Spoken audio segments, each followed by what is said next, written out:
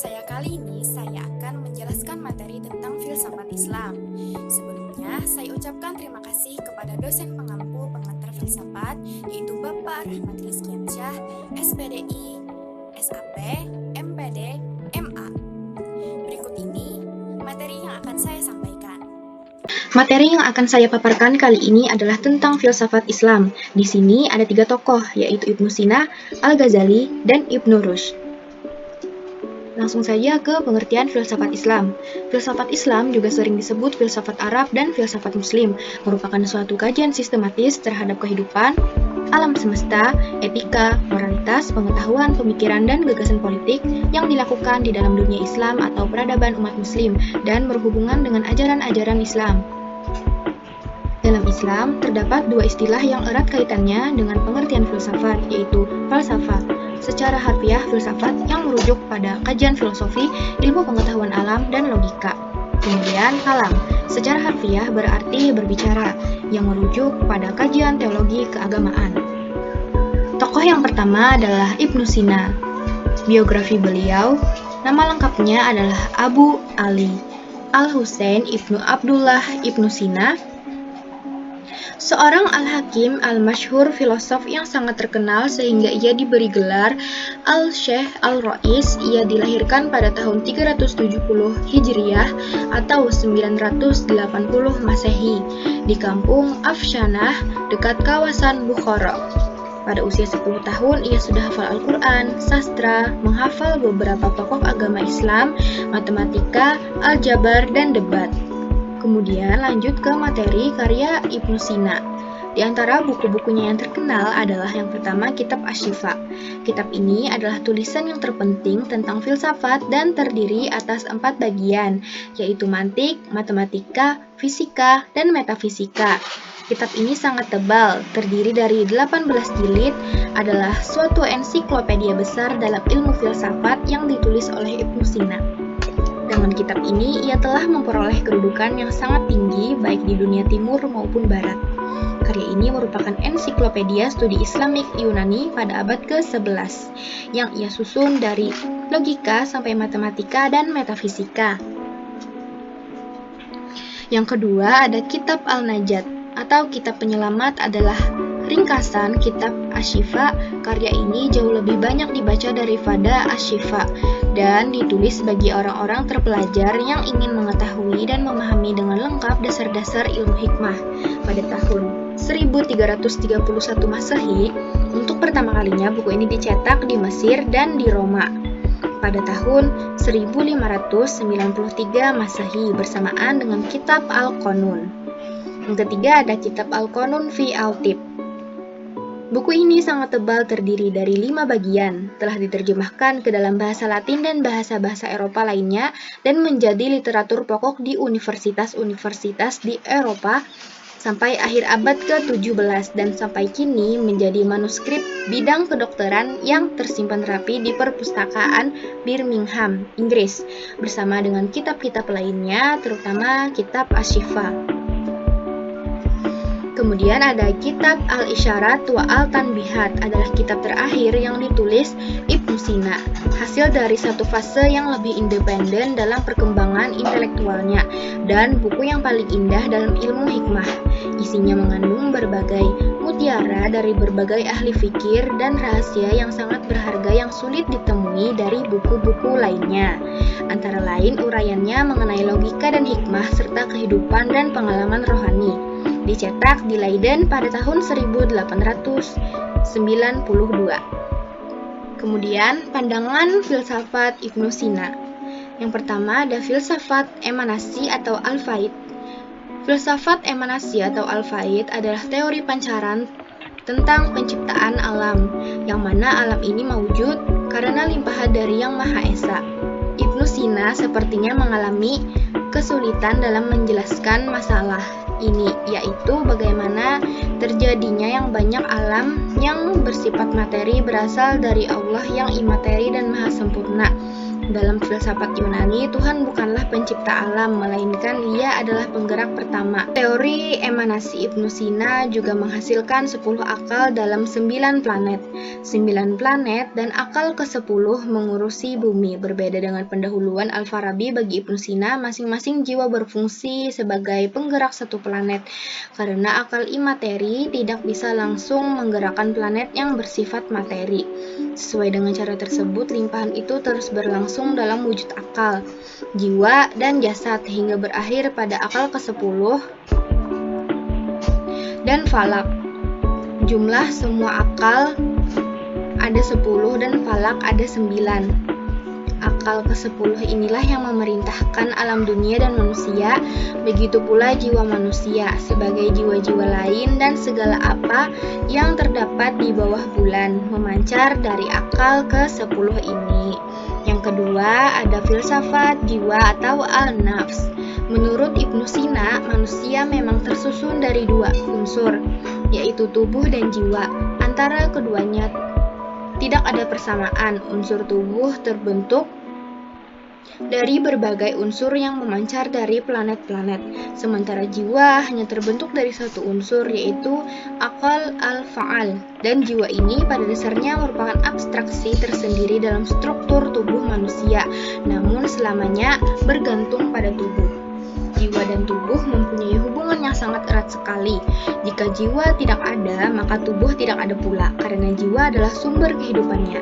Sebaliknya, jika tubuh tidak ada, jiwa pun tidak ada, karena tubuh adalah syarat untuk adanya jiwa.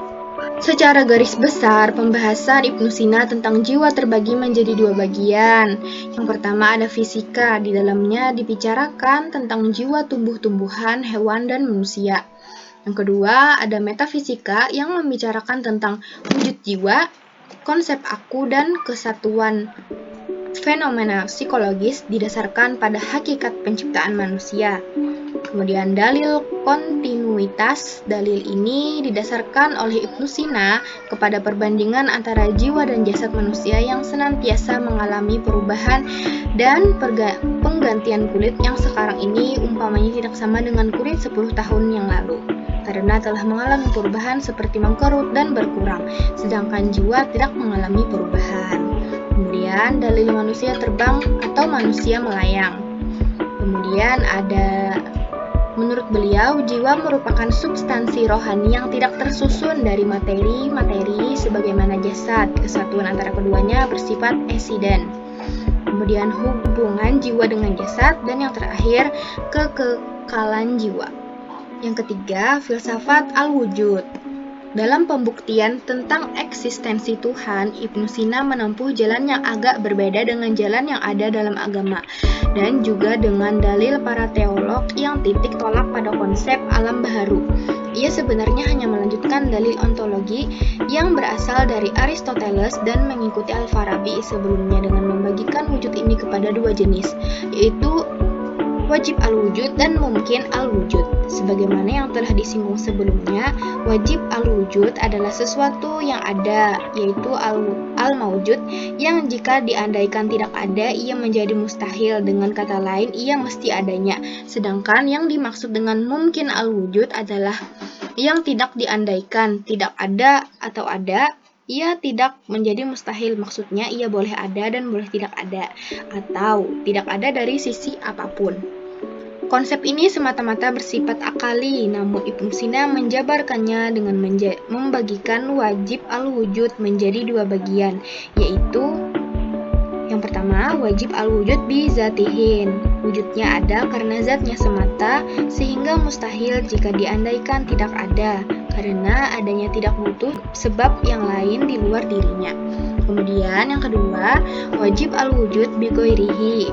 Wujudnya karena ada sesuatu yang lain di luar zatnya, umpamanya tempat adanya itu bukan karena dirinya, melainkan hasil penambahan 2 dengan 2. Tokoh berikutnya adalah Al-Ghazali. Biografi beliau, Abu Hamid Muhammad bin Muhammad At-Tusi. Al-Ghazali adalah nama lengkap dari Imam Ghazali. Lahir di Tus, Khurasan, suatu tempat kira-kira 10 mil dari Naisabur, Persia. Tepatnya lahir pada tahun 450 Hijriah. Wafatnya pun di negeri kelahiran tersebut pada tahun 505 Hijriah. Di masa hidupnya, Al-Ghazali dikenal sebagai seorang ahli ketuhanan dan seorang filosof besar. Di samping itu, ia juga masyhur sebagai seorang ahli fikih dan tasawuf yang tidak ada tandingannya di zaman itu. Sehingga karya tulisnya yang berupa kitab Ihya Ulumuddin dipakai oleh seluruh dunia Islam hingga kini. Karya Al-Ghazali, karya beliau diperkirakan mencapai 300 buah. Namun di sini hanya sebagian yang dapat disebutkan, yang mana diantaranya adalah Maqasid Al-Falsafah, tujuan-tujuan para filsuf, sebagai karangannya yang pertama dan berisi masalah-masalah filsafat. Kemudian Tahafut Al-Falasifah, kekacauan pikiran para filsuf. Buku ini dikarang sewaktu beliau berada di Baghdad tatkala jiwanya dilanda keraguan-raguan. Dalam buku ini Al-Ghazali mengecam filsafat dan para filsuf dengan keras. Kemudian Mi'yar al-Ilm, kriteria ilmu-ilmu. Selanjutnya Ihya Ulum ad-Din, menghidupkan kembali ilmu-ilmu agama. Buku ini merupakan karyanya yang terbesar yang dikarangnya selama beberapa tahun dalam keadaan berpindah-pindah antara Damaskus, Yerusalem, Hijaz, dan Tus yang berisi paduan antara fikih, tasawuf, dan filsafat. Kemudian Al-Munqidh min al-Dolal, penyelamat dari kesesatan. Buku ini merupakan sejarah perkembangan alam pikiran Al-Ghazali sendiri dan merefleksikan sikapnya terhadap beberapa macam ilmu serta jalan mencapai Tuhan. Selanjutnya, Al-Ma'arif Al-Aqliyah, pengetahuan yang rasional. Kemudian, Mishkat Al-Anwar, lampu yang bersinar banyak. Buku ini berisi pembahasan tentang akhlak dan tasawuf. Selanjutnya, Minhaj Al-Abidin, jalan mengabdikan diri kepada Tuhan. Materi selanjutnya adalah pemikiran filsafat Al-Ghazali. Imam Al-Ghazali adalah seorang tokoh yang juga banyak menulis tentang filsafat. Sebagaimana yang beliau tulis dalam bukunya Tahafut Falsafah sebagai salah satu buku yang mengkritik keras terhadap pemikiran para filsuf yang dianggap menggoyahkan sendi-sendi keimanan. Namun di sisi lain beliau menulis buku Maqasid Al-Falsafah yang mana beliau mengemukakan kaidah filsafat untuk menguraikan persoalan yang berkaitan dengan logika, teologi, dan metafisika. Pada prinsipnya, Al-Ghazali tidaklah bertujuan menghancurkan filsafat dalam pengertian yang sebenarnya, bukan dalam pengertian awam. Bahkan beliau adalah seorang yang mendalaminya dan berfilsafat. Dalam konteks tersebut terlihat bahwa Al-Ghazali sama sekali tidaklah bertujuan menyerang filsafat dengan arti filsafat, tetapi tujuannya hanyalah menjelaskan kesalahan pendapat para filsuf. Dan dalam bentuknya ditujukan kepada Al-Farabi dan Ibnu Sina. Kritik terhadap para filsuf yang dilakukan oleh Al-Ghazali didasarkan pada alasan berikut. Yang pertama, Al-Ghazali tidak memulai serangannya terhadap filsafat kecuali setelah mempelajari dan memahaminya dengan baik. Sampai-sampai ia layak disebut sebagai salah satu filsuf itu sendiri. Hal ini konsisten dengan pernyataannya dalam Munqidh, orang yang tidak menguasai suatu ilmu secara penuh tidak akan bisa membongkar kebobrokan ilmu tersebut. Sebagai bukti, penguasaan Al-Ghazali terhadap filsafat adalah buku Maqasid Al-Falsafah, maksud-maksud para filsuf, yang oleh Al-Ghazali dimaksudkan sebagai pengantar terhadap tahafut di samping buku-buku yang lain. Kemudian yang kedua, beliau mengetahui benar medan yang dihadapinya. Beliau tidak menyerang filsafat sebagai satu kesatuan utuh, tetapi hanya metafisika yang menurutnya bisa membahayakan Islam. Musuh Al-Ghazali yang lain adalah aliran kebatinan. Untuk menghadapi mereka, Al-Ghazali menulis lebih dari satu kitab. Di antaranya adalah Fada'i Al-Batiniyah, keburukan-keburukan aliran kebatinan, dan Mawahim Al-Batiniyah, prasangka-prasangka kebatinan. Kemudian Hubungan antara Tuhan dengan alam semesta dipahami Al-Ghazali sebagai hubungan identitas sejati. Tetapi dengan perbedaan nyata, dunia materi berasal dari Tuhan seperti mengalirnya sungai, penciptaan disertai objek dan tujuan yang pasti. Maksud yang mendasarinya adalah pengetahuan Tuhan dan cinta Tuhan. Karenanya Al-Ghazali meyakini kausalitas imanen. Dalam eksistensi fenomena, cara atau sebab sangat diperlukan. Tetapi akhirnya, hanya Tuhanlah satu-satunya sebab sejati bagi segalanya akibat. Selain Tuhan, sama sekali tidak ada satupun wujud yang memiliki perbuatan. Dunia dan segala peristiwa di dunia dipandang sebagai mukjizat abadi. Semua objek di dunia bukan saja telah diciptakan oleh Tuhan, tetapi dari waktu ke waktu, selama objek-objek itu ada, semuanya diciptakan atau dipertahankan eksistensinya melalui perbuatan pribadi Tuhan secara langsung. Lanjut ke tokoh berikutnya, yaitu Ibnu Rushd. Ibnu Rushd atau nama lengkapnya Abu Walid Muhammad bin Ahmad bin Muhammad bin Rushd berasal dari keturunan Arab kelahiran Andalusia. Ibnu Rushd lahir di Andalusia, tepatnya di kota Cordoba tahun 526 Hijriah atau 1198 Masehi. Ia lahir dan dibesarkan dalam keluarga ahli fikih. Ayahnya Ahmad atau Abu Al-Qasim, seorang hakim di Cordoba. Demikian juga kakeknya sangat terkenal sebagai ahli fikih. Dengan demikian, ia lahir dari keluarga terhormat, alim, dan taat dalam beragama Islam. Kakek dan ayahnya penganut mazhab Maliki. Ada tentang filsafat dan hikmah, yaitu Tahafut at-Tahafut, Jauhar al-Ajram as-Samawiyah, Ittisal al-Aqal, Al-Murafiq bi al-Insan, Masail fi Mukhtalif, Aqsam al-Mantiq, Syuruh Kasirah ala al-Farabi fi Masail al-Mantiqi Aristo, Maqalah fi Ara'at ala Abi Ali bin Sina.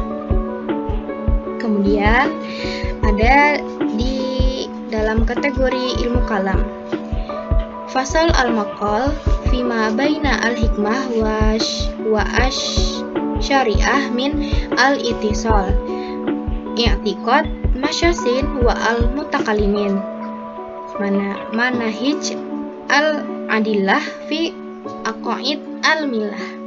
Kemudian dalam bidang fikih dan usul fikih ada Bidayah al-Muqtasid wa an-Nihayah al-Muqtasid, Ad-Dar al-Kamil fi al-Fiqih, Risalah ad-Dahaya.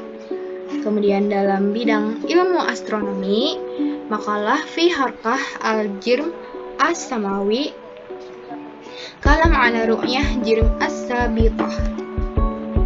Kemudian dalam bidang ilmu nahwu, Kitab Ad-Daruri fi An-Nahwu, Kalam ala al-Kalimah wa al-Is al-Muntasyak. Dalam bidang kedokteran ada Al-Kuliah fi Atib, Syarh Arjumizah, Ibnu Sina fi Atib, Maqalah fi At-Tiryak, Nasaih fi Amr al-Isal, Mas'alah fi Nawaib al-Huma. Lanjut ke pemikiran filsafat Ibnu Rushd. Ibnu Rushd memberikan kesimpulan bahwa filsafat adalah saudara sekandung dan sesusuan agama. Dengan kata lain, tidak ada pertentangan antara wahyu dan akal, filsafat dan agama, para nabi dan Aristoteles, karena mereka semua datang dari asal yang sama. Ini didasarkan pada ayat-ayat Al-Quran dan karakteristik filsafat sebagai ilmu yang dapat menghantarkan manusia kepada pengetahuan yang lebih sempurna.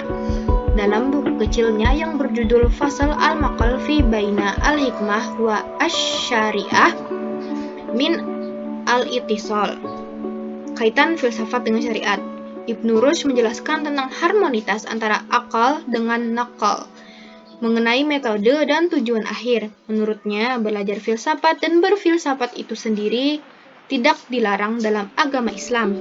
Bahkan Al-Quran sebagai pedoman umat Islam berisi banyak ayat yang menghimbau agar mempelajari filsafat. Untuk menghindari adanya pertentangan antara pendapat akal serta filsafat dan teks Al-Quran, Ibnu Rushd menegaskan bahwa teks Al-Quran itu hendaknya diberi interpretasi sedemikian rupa atau dilakukan takwil. Takwil inilah merupakan salah satu bahasan penting dalam buku kecil ini. Mengenai hubungan antara agama dan filsafat menawarkan satu pandangan baru yang orsinil dan rasional, dalam arti mampu menangkap dimensi rasional, baik dalam agama maupun dalam filsafat. Ibnu Rushd juga mengatakan bahwa siapa yang mempelajari anatomi akan meningkatkan keimanannya kepada Allah yang Maha Kuasa dan Esa. Pernyataan ini muncul dari berpegang teguhnya ia pada teks agama melalui penajaman akal budi. Ini membuktikan bagaimana ia mengenal Allah. Dalam banyak karyanya di bidang filsafat dan kedokteran, kita jumpai ketaatan dan kedalaman pemahamannya terhadap Al-Quran dan hadis. Tidak ada satu bentuk pemikiran yang berkembang di masanya yang berhasil lolos dari kritik dan analisanya. Sebuah kritisisme yang dibangun di atas rasionalitas yang mapan. Munculnya pemikiran Ibnu Rushd tak ubahnya seperti goncangan terhadap status quo. Di samping meneriakkan terbukanya pintu ijtihad dalam segala bidang, juga berupaya melakukan rasionalisasi terhadap segala bentuk keilmuan di masanya. Rasionalitas Ibnu Rushd terlihat dari beberapa argumentasinya dalam memahami permasalahan akidah Islam. Ibnu Rushd mengakui adanya kebebasan aksi dalam diri manusia. Ibnu Rushd telah berhasil melakukan rasionalisasi terhadap permasalahan qada dan qadar yang selama berabad-abad menjadi sentral persengketaan antara aliran dalam Islam. Keimanan terhadap qada dan qadar Tuhan tidak akan memberedel tanggung jawab manusia, juga tidak akan memberangus otoritas Tuhan atas makhluknya. Setiap perbuatan manusia selain merupakan kehendak dirinya sendiri, bukan paksaan dari Tuhan, juga merupakan perbuatan yang sangat bergantung pada ikatan yang ada di luar kehendaknya sendiri. Ikatan tersebut adalah ciptaan Tuhan yang lepas dari intervensi manusia. Perbuatan manusia adalah kehendaknya sendiri dengan aturan pelaksanaan yang telah ditentukan oleh Tuhan. Semua kejadian di alam semesta merupakan ciptaan dan kehendak Tuhan yang mampu melakukan apa saja yang Ia kehendaki. Ibnu Rushd dalam hal ini mampu memberikan argumentasi baru yang berbeda sama sekali dengan argumentasi para ahli kalam. Argumentasi tersebut tidak membuatnya mengingkari keberadaan mukjizat dalam Islam, apalagi memaksanya untuk menyatakan sesuatu yang tidak rasional, seperti pengingkaran terhadap kausalitas alam semesta. Kebenaran seorang nabi tidak hanya didasarkan pada mukjizat yang dibawa, melainkan pada muatan risalah yang diemban. Mukjizat hanya sebuah pengukuh terhadap kebenaran sebuah risalah. Dari itu, mengingkari karakteristik di dalam alam semesta sama saja dengan mengingkari sunatullah. Mengingkari hal tersebut tidak ada bedanya dengan mengingkari ciptaan Tuhan. Lebih-lebih jika pengingkaran tersebut membawa pengaruh negatif bagi kemajuan peradaban manusia.